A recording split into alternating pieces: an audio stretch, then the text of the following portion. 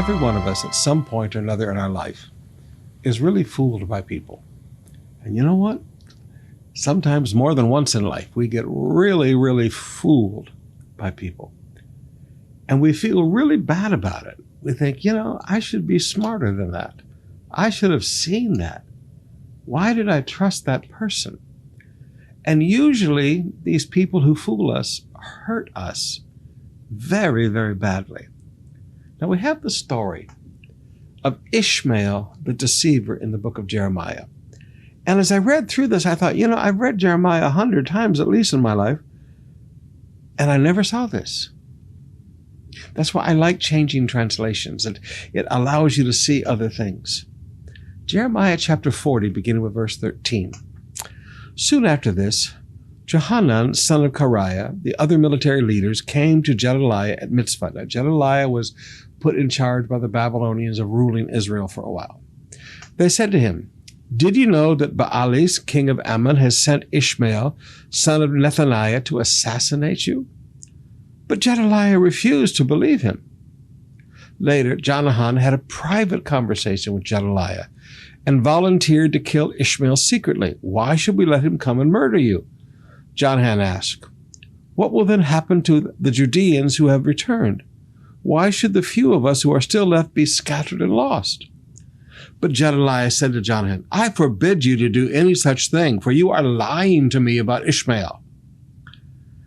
But in mid-autumn of that year, Ishmael, son of Nethaniah, the grandson of Elishama, who was a member of the royal family and had been one of the king's high officials, went to Mitzvah with 10 men to meet Gedaliah while they were eating together. Ishmael and his 10 men suddenly jumped up, drew their swords, and killed Gedaliah, whom the king of Babylon had appointed governor. Ishmael also killed all the Judeans and Babylonian soldiers who were with Gedaliah at Mitzvah. The next day, before anyone had heard of Gedaliah's murder, 80 men arrived from Shechem, Shiloh, and Samaria to worship at the temple of the Lord. They had shaved off their beards, torn their clothes, and cut themselves, and had brought along grain offerings and frankincense. Ishmael left Mitzvah to meet them, weeping as he went. When he reached them, he said, "Oh, come and see what has happened to Gedaliah." But as soon as they were all inside the town, Ishmael and his men killed all but 10 of them and threw their bodies into the cistern.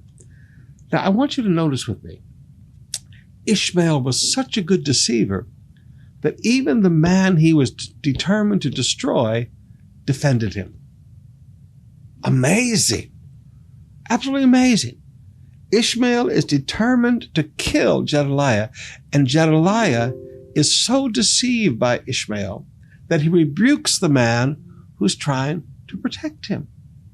Ishmael was a very, very, very skilled deceiver.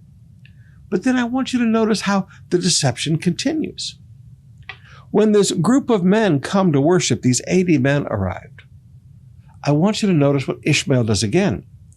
Verse 6 of chapter 41 says, "He left Mitzvah and went to meet them, weeping as he went. And he said to them, 'Oh, come and see what has happened to Gedaliah.'" Notice the weeping. There are people that have learned how to use tears to manipulate. Because we are a compassionate people, we can get really manipulated by sad stories and tears. So here is this cold-blooded murderer turning on the waterworks. "Oh, come and see her." He turns on the waterworks and completely manipulates these men and then kills all but 10 of them and throws their bodies into the cistern. Now, beloved, I want you to understand in life,